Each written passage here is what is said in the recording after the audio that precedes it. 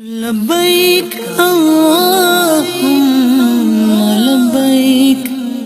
بڑی غلطی جو حاجی کرتے ہیں، زائرین کرتے ہیں، وہ یہ ہوتا ہے کہ چونکہ گھر جیسا ماحول نہیں ملتا، گھر جیسا بعض اوقات آرام نہیں ملتا، کھانا گھر جیسا نہیں ملتا، تو اب شکوے شکایات شروع ہو جاتے ہیں۔ کاروان والوں سے الگ لڑائی ہو رہی ہے، حکومت کے اوپر الگ اعتراض ہو رہا ہے، ارے جناب انتظام ہی ٹھیک نہیں ہے، بڑی گرمی ہے، بڑی بھیڑ ہے، اور جناب کھانا بھی ٹھیک نہیں ہے، آرام بھی نہیں ہو رہا ہے، انتظام درست نہیں ہے۔ ایک بات بتاؤ، کیا ہم اس قابل تھے کہ ہمیں بلایا گیا ہے؟ ایک بات ذہن میں رکھنا، میں کب آنے کے قابل تھا، رحمت نے یہاں تک پہنچایا۔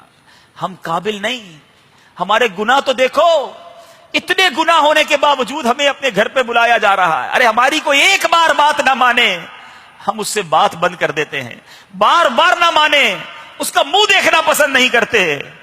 ہم صبح و شام رب کی نافرمانیاں کر رہے ہیں، صبح و شام خطائیں کر رہے ہیں، وہ کریم پھر بھی بلا رہا ہے، اس کریم نے پھر ہمیں موقع دیا ہے۔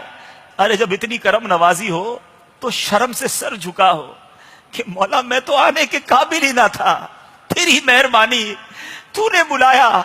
یہ تصور جمائے رکھ رہا کہ میں مجرم ہوں اور مجھے مغفرت لینی ہے، مجھے بخشش لینی ہے۔ ذرا تصور جماؤ کہ ایک مجرم بادشاہ کے دربار میں جا رہا ہو، اس کی بیڑیاں لگی ہوئی ہوں، اسے یہ خوف ہو کہ بخشا جاتا ہے، یہ سزا سنائی جاتی ہے، امید یہ ہو کہ بخشا جاؤں گا۔ کیا اس کیفیت میں مجرم کے نخرے ہوں گے کہ میرے کھانے کا کیا ہوگا، میرے آرام کا کیا ہوگا، انتظامات کیا ہوں گے؟ ارے مجرم کو ایک ہی فکر ہوتی ہے، مجھے معاف کر دیا جائے۔ کسر نہیں چھوڑی مولا تجھے ناراض کرنے میں، پھر بھی مجرم کو تو نے بلا لیا، تیرے دربار میں آ گیا مولا، معاف فرما دے، بلایا ہے تو بخشش کر دے۔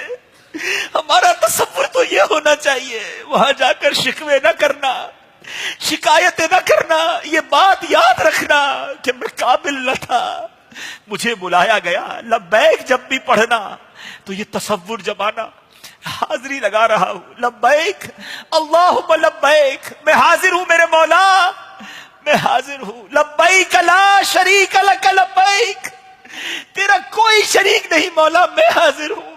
ان الحمد والنعمت لک والملک، مولا تعریفیں تیرے لیے، ملک تیرا، نعمتیں تیری، میں حاضر ہوں مولا، تیرا کوئی شریک نہیں، میں حاضر ہوں۔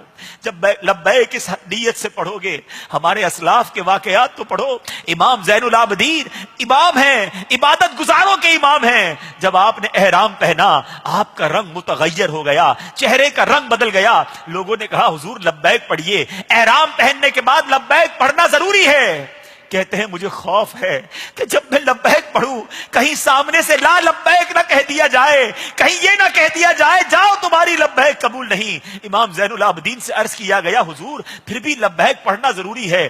آپ نے لبیک پڑھی، آپ غش کھا کر زمین پر تشریف لے آئے اور آپ بے ہوش ہو گئے۔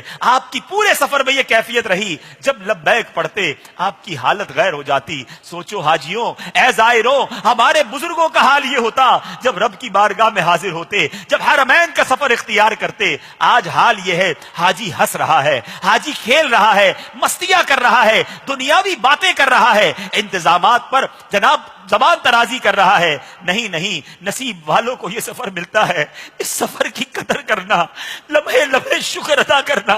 یاد رکھنا یہ پیسے نہیں جو تمہیں لے جا رہے ہیں، یاد رکھنا یہ اسباب نہیں جس کی وجہ سے تم جا رہے ہو، یہ میرے رب کی عطا ہے، یہ اللہ کی کرم نوازی ہے۔ تمہیں بلایا گیا ہے، تمہیں چنا گیا ہے، بار بار لبیک پڑھنا